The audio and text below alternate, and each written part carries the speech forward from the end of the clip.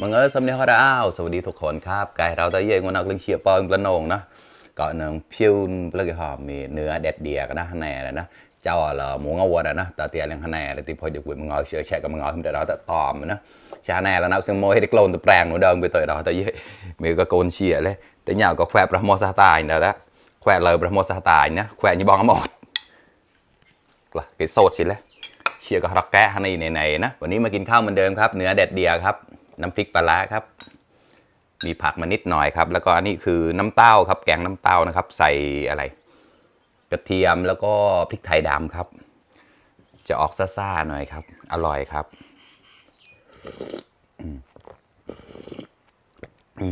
ดาดก็หวานครับอร่อยครับการกลากุชีที่พันเดือไลได้แชร์มาต่อนะเรา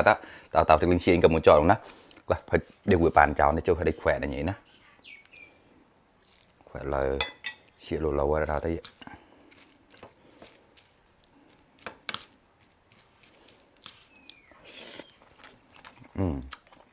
เชี่ยหมกตัดปอนมางออย่างนี้ปอนกรองอย่างนี้แล้วมา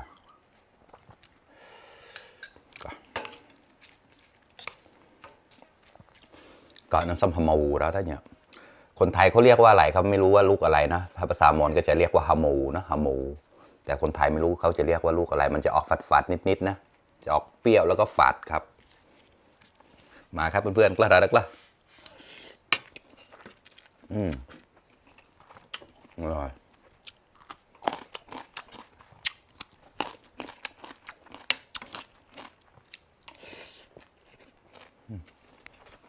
อร่อยปุ๋ย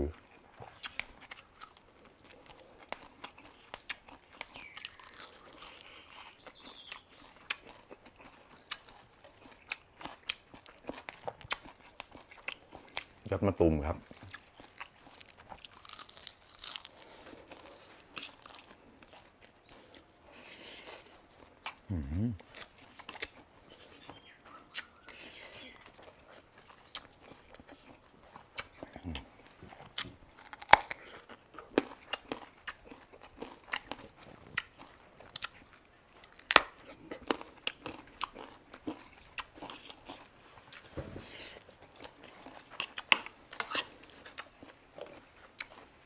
เนี่ย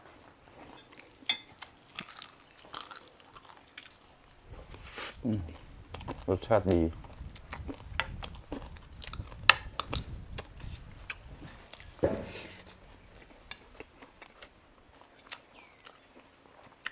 ดีอ่ะ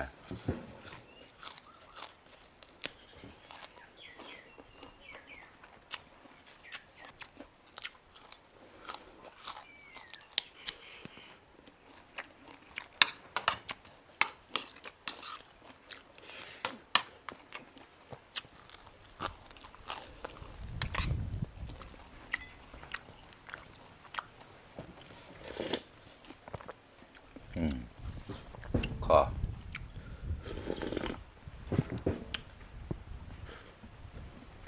อร่อยมากครับ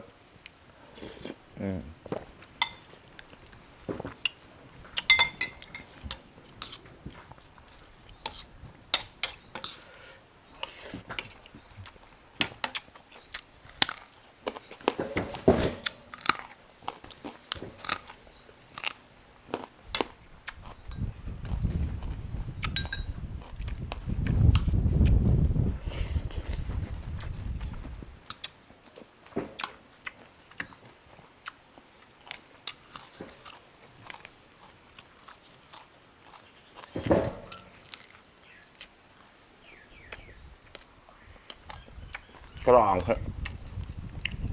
กาวกลายแล้วใช่แล้วคอมเนี่ย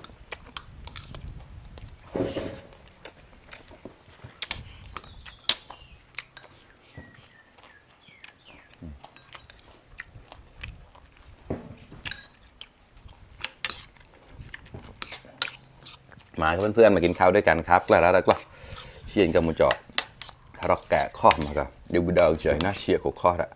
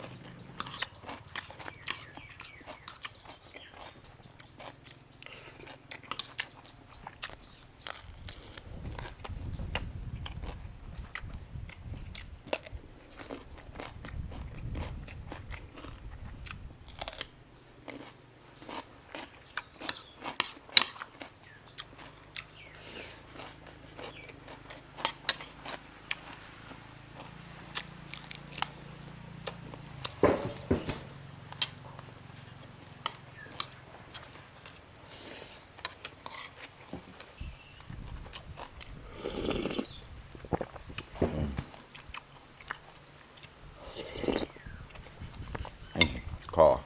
อร่อยมากครับ